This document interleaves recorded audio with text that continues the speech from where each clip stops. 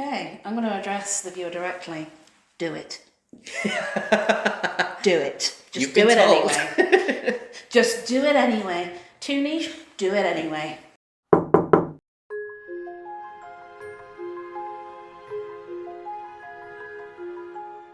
Hello and welcome to One at the Door, a House of Damnation podcast. I'm Object, and today I'm here with the magical, the mystical, it's Aria Spellbound. Hello. How are you doing? Not too bad, my darling. So I'm going to start off, Aria, by asking you, where did your name come from? Right. So, the first half of my name, Aria, is a nod to the fact that I went to university, studied music, and I classically trained. So amazing. I've sung my fair share of arias over the years. So, hence Aria, which is a form of classical song. Spellbound is because they weren't kidding when they called me a witch. I'm a witch. I like all things fairy, spooky, magical. So hence that's where the Spellbound comes from. But when you put them both together, we have Aria Spellbound. Aria Spellbound. So when did you first discover drag, and what drew you into it? Well, I mean, I've always been around drag. I suppose we all went to pantomimes as a kid as well. So we've all seen a dame, and but I've always enjoyed that. But I think probably becoming a drag enthusiast proper, I can probably attribute to a friend of mine. Yeah. Going over to her house for an evening of pure shenanigans involving two bottles of wine. 2 bottles of wine. Yeah. That's a good way to start drag.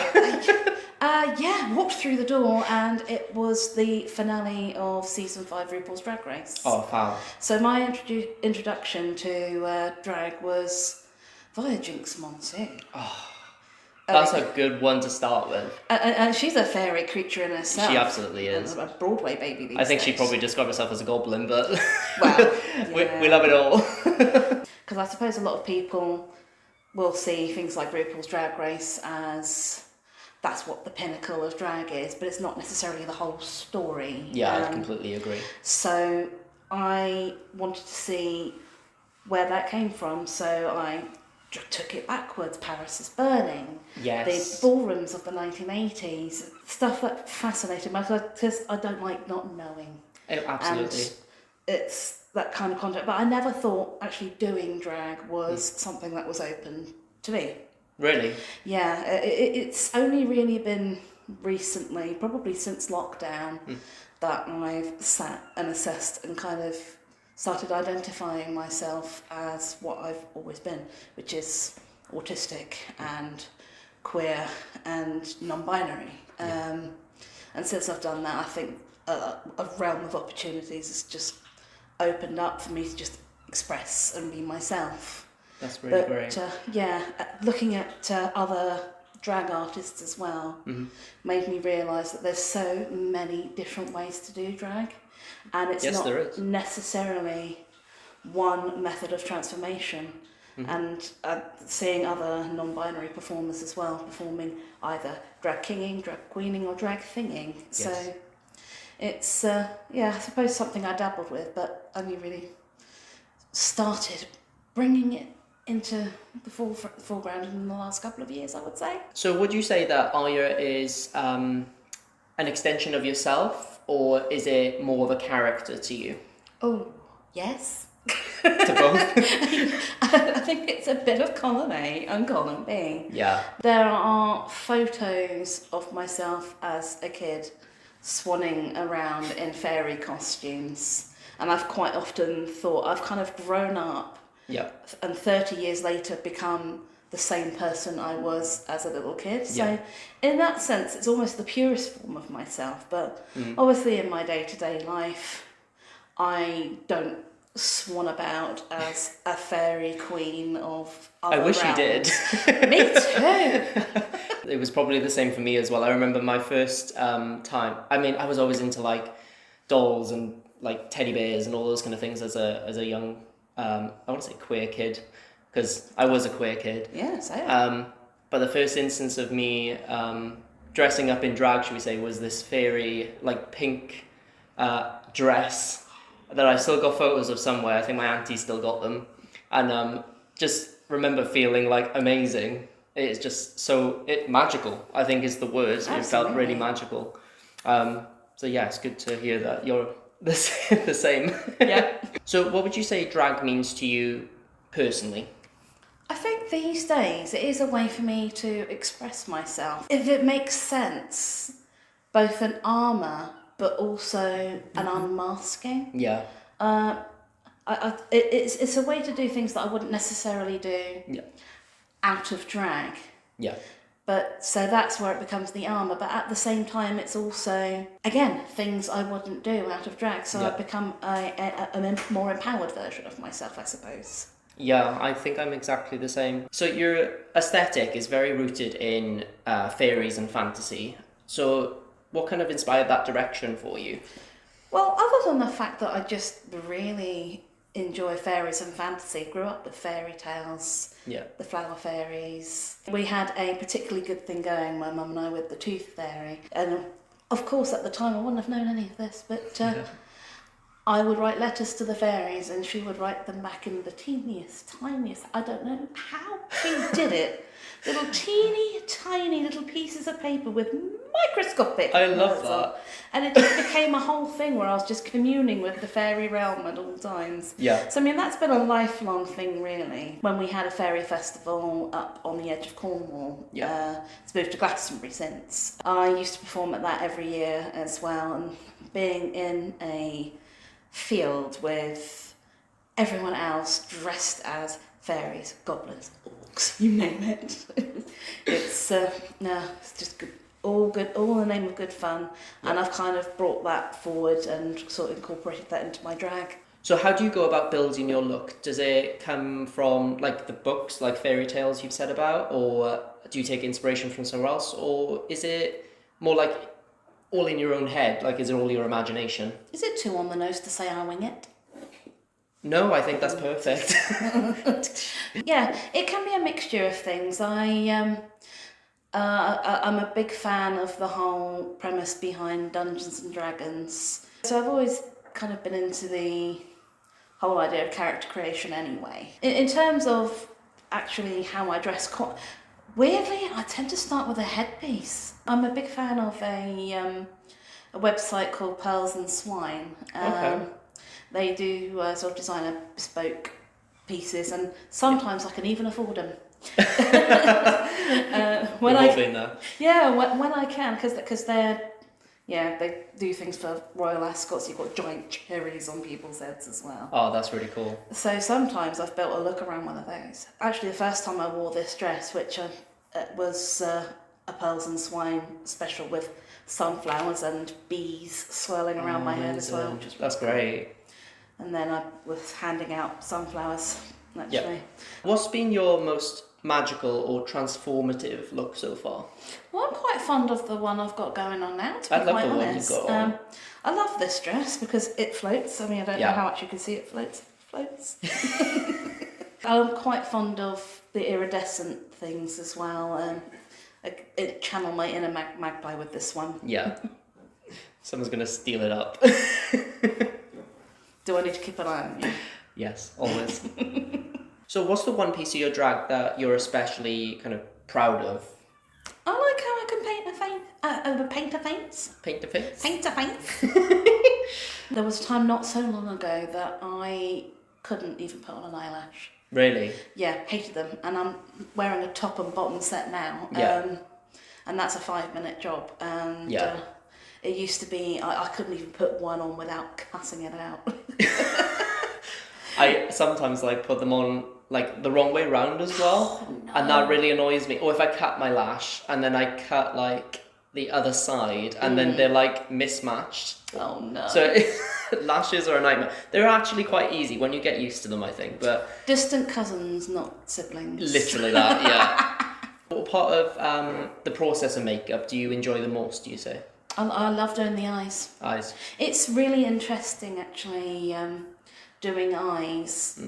There's a point, I think, always halfway through doing drag makeup where it just looks weird. Yeah, and I agree. you really have to trust the process. You really do.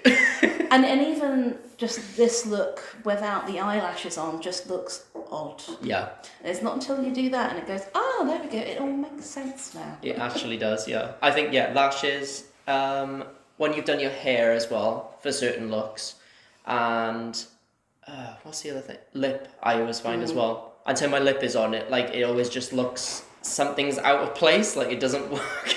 So, yeah, for all the, like, contouring and stuff, like, it does look a bit mad until you've done, like, the features that complement it. So, if you had an unlimited budget, what fantasy look would you bring to life? Right, so there's already 2 shops that I've got in mind for this. So you've got clothes from Firefly Path, who tend to do really high detail fantasy outfits, and that can be original pieces, really, really fairy, and sometimes cosplay replicas like Zelda from The Legend of Zelda. Yeah. And they're over in America. Also over in America, you've got Fancy Fairy, and their wings are just out of this world. Yeah. I'd have to start putting a corset back on for this because they go in the back like that, a little hook. Oh, cool. But they've also got ones as well from that same company with mechanical flappy wings. Yeah. So I love the idea of floating about in my usual fairy wear, but just with a gently flapping wings. I think I would probably order a few wigs from Roxy as well. Yeah. We love Roxy's wigs. Yes. Oh. So let's talk a little bit about your performances and stuff. So can you tell me a little bit about how you found your singing voice? I've been in choir since I was 11 years old. Wow, really? But it was all very, very Christian, very religious stuff. Yeah. Which, I mean, in its own way can be lovely because I mean, despite the fact I'm not Christian, I still enjoy sacred music. So I've always been interested in choral singing, and then obviously went to university and started exploring classical voice. Yeah. But I didn't really, putting my hands up, didn't have much of a contemporary voice until I graduated uni. Yeah. And I started teaching singing and started finding different ways to express my voice. So I kind of almost had to teach myself how to sing in a more contemporary way. Yeah. As well. So kind of using sort of that classical backing, but then putting like this musical theatre mix belt on top as well. So I've never kind of wanted to be someone that's complacent about how I develop musically. So I'd still say it's something that I continue to do, and I don't ever want to be at a point where I stop doing things that terrify me. Yeah, I agree. I think trying new stuff and always trying to develop as a performer is really important, and you should have a bit of that anxiety because that means you want to do well and you want your audience to enjoy you. Yeah. It will be in retrospect by the time this comes out. I'm booked for Falmouth Pride this year. Oh, fabulous. That's great. And that's something that legitimately terrifies me because I know it's going to be a huge audience. But you'll be amazing. Thank you, darling. You will. You're an absolutely phenomenal performer. And as I constantly tell people, once the adrenaline gets into your system, you're usually okay. Yes. But I'll post in the comments what happened. So do you ever, being kind of a person that likes to play with fantasy, do you ever create like a backstory before you go on to perform? Absolutely. Well, if I take... we had our first Dark Fae Cabaret outing in October last year. Yeah. And that in itself kind of became a cabaret where dark fairies and creatures and changelings all come together and lure in the humans for fun, have some drink. What's your name? Hey, fun fact, don't ever give the Fae your name. Why not? Because they'll take it. Oh, fair. And then you'll be nameless. Is that a thing? Yeah. Okay, good to know. Fun fact. That Dark Fae Cabaret had its own kind of backstory. Yeah. The one that we're doing this month is also got a backstory as well. So that I'm doing that with Hugo Wilde. So Hugo Wilde and Aria Spellbound, or Wilde and Spellbound. And I just heard Wilde and Spellbound together, and I thought, this is some sort of quirky emporium of magical goods, books, artefacts. Just begging to happen. So already we've got the cabaret in one area of this imaginary square. Yeah. And then over here we've got the curios. So I think I'm just adding to what eventually is probably going to be a D&D campaign. I love that. I do really want to play. How amazing would it be if we did a night or like a series maybe of drag monarchs, like all of us in Cornwall or something, doing a D&D night together. Highly recommend. Cool. That'd be really cool. Highly recommend liaising with Ms. Dandelion and Gals and Pals for this. Tell us if you want it. It'll be absolutely amazing. I have actually seen, who is it? Like Monet Exchange and a few others. Really? Oh, really? Yeah. Apparently it's a thing on, I think they did it on YouTube, or maybe they live streamed it on Twitch or something. But yeah, a bunch of drag queens got together and did a D&D, and it was just bonkers. And Monet Exchange is another fantastic classical singer as well. Yeah. So what's been your favourite performance so far? I think that would have been my drag debut in October 2024. Wow. So that was my first time. I was performing at an open mic. I was at the Cornish Bank. Yep. And before this point, anything I'd kind of done fairy and magical was at these fairy festivals where the vibe was altogether very much calmer. Yeah. Bit more lukewarm in terms of reception. Yeah. So putting myself in front of so many appreciative audience members, hitting a high note, putting my arms up at the end and just hearing the audience go mad, and just standing there thinking, oh, this is how I get my power. More! When you're performing, what do you want the audience to feel or take away, actually, from your performances? Yes, because I suppose those are two completely different answers. Because how I want them to feel is however I want them to feel in that particular point in time. Yeah. If it's a sad song, I want them to feel my sadness. Yeah. If it's joyful, I want them to feel joy. But what I want them to take away is, I don't know, just knowing that they've enjoyed themselves and maybe feeling a little bit magical themselves, I suppose. What has your experience been like being a AFAB queen, living and performing in Cornwall? Well, I tell you what, nothing has been as bad as how I thought I would get on. I very much assumed that as an AFAB queen, I would possibly be seen as encroaching on an area that has always traditionally been AMAB performers. The amount of times I've thought about this, unpacked it, looked at my imposter syndrome, packed it away again. For me, it's all kind of a costume. Yeah. But as I say, nothing has been quite as bad as my expectation that I was going to get no bookings and that people were just going to hate me. Really? Nothing could be further from the truth, because That's we've got folks like you at House of Damnation, you've got Annie and Elliot over at Transparent Presence. Yeah. The choir's been amazing vocal presence, and then we've got our own Drag to the Barbers, which we've seen on the podcast already. Yeah. I think if I didn't have that, if I didn't have this community, I probably wouldn't have been anywhere near as brave to do these things. So what advice would you give to someone whose style of drag is considered niche, let's say, if they're just starting drag? Okay, I'm going to address the viewer directly. Do it. Do it. Just do it anyway. Just do it anyway. Too niche? Do it anyway. What is there to lose? Absolutely. But there's everything to gain. Absolutely. So we're going to move on to some fun fantasy-based questions. If Aria Spellbound lived in a fantasy world, what kind of fae would she be? Shapeshifter. Too quick? That is very quick. As drag artists, aren't we shapeshifters anyway? That is true, actually. Oh, I quite like that. Yeah.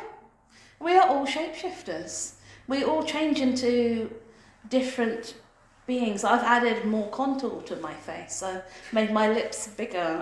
I'm a shapeshifter. That's a really cool answer. I like that. So, I want to know, are you a good fae, a bad fae, or morally questionable? Well, I think it depends on who you ask. Good point. I strive to be a good fairy, but I think it depends on who you ask. And I don't think anyone is one thing or the other anyway. I think we are all just a mixture, all of the above, at any given point. So my last question is, if you could cast one spell in real life, what would you want it to do? There are so many contenders for this one. Do you cure world hunger? Do you get rid of cancer? Do you make all the cats in the world, because I'm a big cat fan, do you make them all safe in loving homes? Do you do a spell for teleportation? Or an enchantment that does your face immediatately? That would be amazing. Suddenly I have that? dry. Yes. Would you choose one? Oh, actually, you can't choose from those, actually. No, they're all great. So, Aria, I've heard that you've got a little story to read us in a second. I do indeed. We're going to call it Stories with... what did we say? Stories with Spellbound. So, yeah, Stories with Spellbound, which will be coming up in a second. Just before we do that, I just want to let people know where they can find you online. Right, so on Instagram, it is at Aria Spellbound.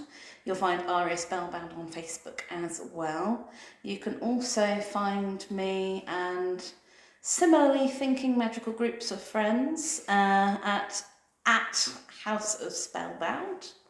And that is, again, House of Spellbound on Facebook as well, or the House of Spellbound. And final question for you. Where can people find you next? I know we spoke a little bit about it, but let's tell them where you're going to be. My darlings, you will find us on May the 27th at the Cornish Bank at 8 p.m. This is going to be Hugo Wilde, one of the House of Damnation directors, and myself. So Dark Fae Cabaret, Wilde and Spellbound. It is going to be us and a group of our friends, to be announced very shortly, I should imagine. And we're just going to give you an evening of fairy fun, enchantment, entertainment. And we've got a fancy dress contest as well. So love it. And prizes to be won, folks. What more can you ask for? Absolutely. So, please enjoy the following story from the mystical and magical Aria Spellbound. Long before mortals learned to lock their doors against wonder, there stood a hidden place between twilight and midnight, known only as the House of Damnation, though the name served mostly as a boundary spell. The cruel, the careless, and the small-minded rarely dared approach it, which was precisely the intention. The house did not belong to any single realm. It appeared where longing gathered thickest, where music was needed most. At the edge of a mist-draped moor, where lantern light glowed amber through drifting fog, lived Roxy Moron, keeper of the cabaret veil. There stood a fairy lounge, spun from candlelight and golden haze, forever humming with anticipation. Roxy ruled the stage in gowns fashioned from the finest fairy wares, constellations sewn into seams, memories pressed into silk, glamour woven as carefully as melody. Their voice carried enchantments of revelation. Those who entered unsure of themselves often found their reflection changed, not by illusion, but by recognition. Under Roxy's song, people remembered their beauty. Beyond the cabaret garden, where twilight lingered longer than it should, wandered Object, touched by the darker courts of Fae, yet beholden to none. Gothic in presence, yet warm in spirit, Object understood that emotion was not only something to witness, but something to share. Some nights their voice unfolded like a confession beneath low light. Other nights it struck like lightning, pulling crowds to their feet, voices rising together in chorus. Their magic lived in connection, turning solitude into communion, stillness into movement, strangers into a single breathing audience bound by song.